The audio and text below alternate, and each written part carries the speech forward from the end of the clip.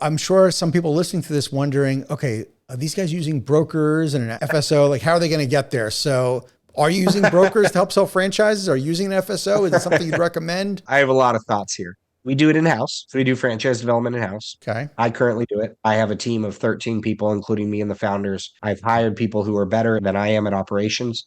I have a one-on-one with each member of my executive team each week. And other than that, I'm vetting the franchisees that are coming in and handling the franchise development in-house because at this stage of a franchise, setting the proper expectations and bringing in the right people allows us to build the building blocks of a system because I'm looking at if I'm bringing someone in now, 2 years from now, who is the guy 2 years from now going to want to talk to in order for him or her to come into the business, right? What is the acumen of that person? So we do use consultants, brokers, however you want to refer to it. However, I work with like a very specific set of consultants. I pretty much do all of my deals with one network. And we find franchisees and I work with brokers who I believe in responsible franchising, like to set the proper expectations and put candidates in front of me because they know they're going to be taken care of and treated well throughout the process and truly set up for success. But no, I do not use an FSO.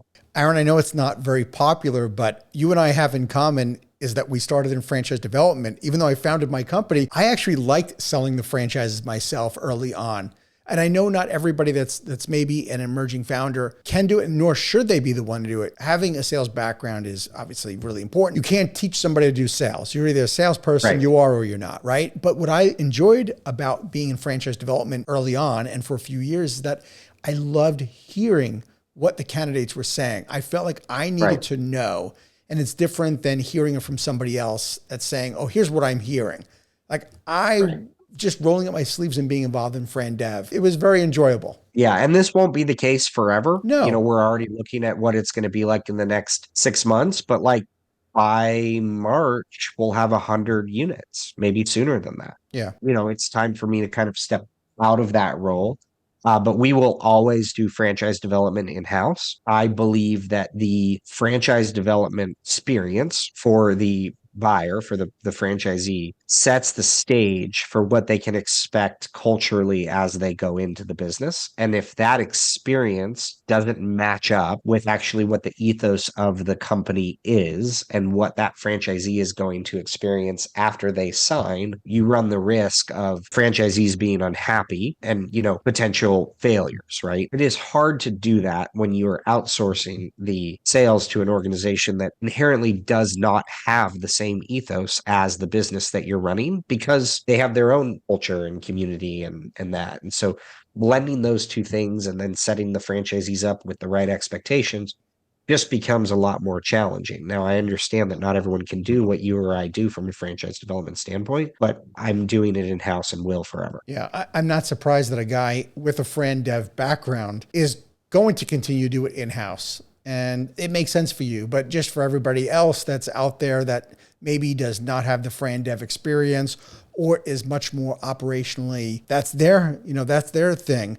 Using an FSO, there's nothing wrong with it. You just have to make sure that they are breathing, eating, drinking, sleeping your culture, right? And Yes. integrate them as much as possible. So let's talk a little bit more about Rolling Suds then. So you talked about how, this company, you are primed to be the largest company, of course, that does the pressure power washing. You're in 18 states right now. Are you guys thinking beyond the US? Yeah, I mean, eventually go to Canada first kind of thing. I've already probably get one person from Canada reaching out to me once every week or two. Mm-hmm. We're going to get our systems down in the US, get into as many major markets as possible, and help franchisees get to multiple trucks as quickly as possible. And then, probably look at Canada and then probably master licenses from there. But yeah, I mean, I feel like we have this killer opportunity to become the category leader in power washing. And you don't get that opportunity very often to grow the biggest of something in the world, right? And so we're going to do it and we're just going to keep doing what we've been doing and building systems now to support what we need 3 years from now and continue to take the capital that we have and we are given from franchisees and invest it back into the infrastructure of the business. Cole, what's the biggest challenge you guys are facing as you have this enormous growth potential? end goals? I would say, and this is going to be any franchisor that scales at a similar rate that we're scaling, is making sure that there are suppliers that not only can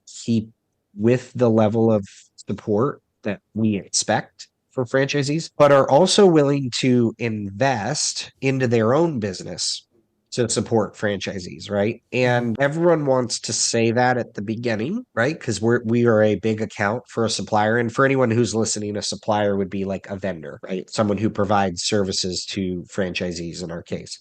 But when it comes down to it, and we add 10 units per month, then and when I say 10 units, I mean actual 10 franchisees per month, and we open 10 franchisees in a month. We need vendors who can keep up and that their systems don't break. Because I'm confident that our internal systems have been built in a way that we can handle it. And so just selecting the right suppliers and making sure that they stay in line with our ethos and our brand standards and our experience that we're providing for franchisees. But yeah, I mean, we're doing really well though.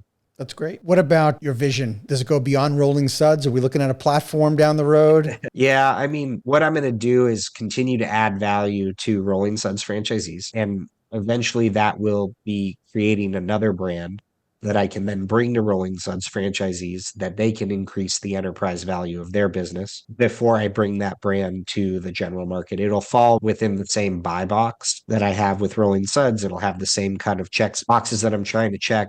And we'll probably do that in the next, I don't know, 2 to 3 years. But my focus is finding the right franchisees, getting those franchisees open, helping them get to multiple trucks. Finding the right franchisees, getting them open, helping them get to multiple trucks, and helping them achieve their why in the process, which I talk a lot about that. We actually have a why call. And so my operations team sits down with the franchisee and their spouse or whomever is going to be involved in the business. And we just tell them, tell us why. Why are they doing this? Why are they going to stay up till 1 a.m. worried about payroll sometimes? Like, why are they going to do that? And then my coaching and my everything that we do, we have their why in their folder.